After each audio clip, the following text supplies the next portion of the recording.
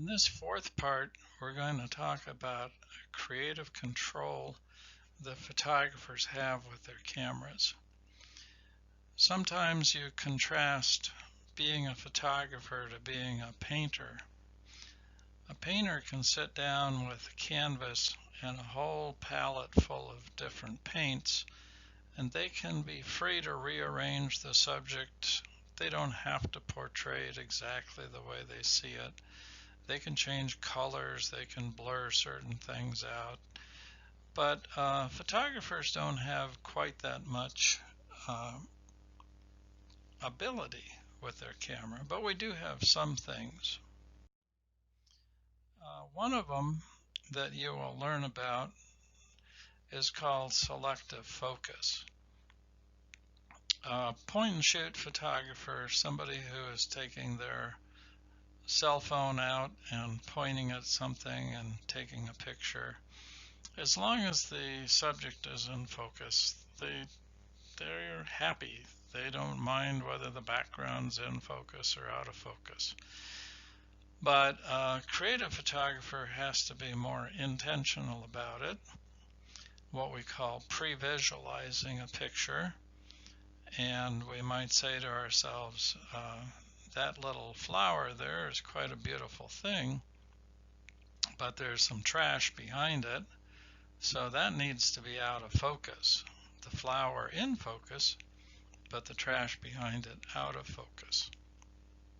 So we have two kinds of what are called depths of field, and there's shallow and there's deep. Here is a cup and saucer that's in razor sharp focus, but you'll notice that the background is very blurry. We call that shallow depth of field. And by the way, those blobs of light there are sometimes referred to as bokeh, and certain kinds of lenses and certain types of lens setting will give you that sort of polka dot effect in the background. So photographer thought most important thing here has got to be the teacup. I want that in focus, and the background out of focus. So shallow depth of field. Landscape photographers are kind of famous for wanting to have everything in focus. Detail close to the camera, detail in the middle ground, detail in the background. So when you're focusing a camera, yes, you're either using autofocus and you're pointing the sensor at the certain object that you want to be sure is in critical focus, or you're using a manual focus and you're adjusting the ring on the lens of the camera. You're looking through a viewfinder and you're making sure that what you want to see is in focus. You want to feature that object. But there's also these lens settings that play into how much of the picture is going to be in focus. So right now, we haven't even talked about the parts of a camera, but there are two major parts. There's the camera body and the lens. When you take the lens off of your camera, you can play with what's called the aperture settings or the f-stops. And they're a little bit like the human eye. F22 in the lower right corner, that's a very small lens opening, and if you were to walk outside in Arizona on a sunny August day, the pupil of your eye would restrict and it would get very small. If you went into the movie theater and they had turned the lights down and just had a very low light, maybe the pupil of your eye would open up as wide as it would go, and that would be f2.8 in the equivalent of a camera. So inside the lens Definitely there's all sorts of ground glass, which is focusing, helping to focus the picture. But there's also this feature that's called an aperture, and it controls whether there's a small, narrow lens opening or a wide lens opening that light can flow through. What you're going to learn is that a big lens opening, and by the way, the numbers are kind of backwards, so f2.8, that would be a small f number. It can give you a blurry background if you focus the camera on something in the foreground. A big lens opening, f4, f3.5 will give you a blurry background, and this is one of your creative controls. The small lens opening, and one of the favorite numbers that I shoot with an awful lot, is f16. It gives you sharp detail throughout the photograph.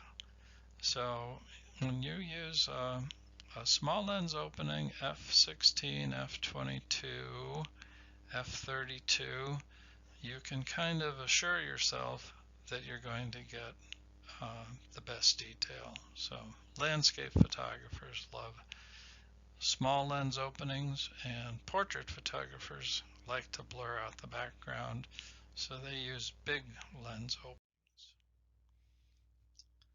So that green thing that you're looking at there is the camera's pointed at a tree, or the camera's pointed at a leaf, and it's just these 4 pictures are just demonstrations of 4 different standard F numbers, and we will be learning the standard F numbers, so don't worry about we won't worry about that exactly right now.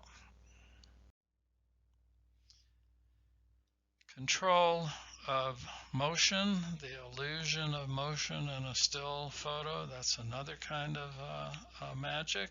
And sometimes we see Olympic pictures where runners are blurred because we want the feeling of motion to come through. Sometimes in an Olympic picture you might see a high dive diver who is frozen in a split second of motion, and he's hanging in the air over the pool. But this is the shutter speed that's controlling this. We're going to learn that you're going to have to juggle the lens opening with the shutter speed to get the look that you want. But the illusion of motion is another one of the creative controls that photographers have when they're using their cameras. I mentioned Cartier-Bresson earlier, and this is a reproduction of a very famous picture behind the station that he took, and the illusion of motion here is that frozen moment in time right before the main subject is going to get a wet foot. We all seem to respond to that in an emotional fashion. So Cartier-Bresson was using a fast shutter speed and using a large lens opening, balancing out that to make sure that he got the appropriate exposure so that he could make a good print from it.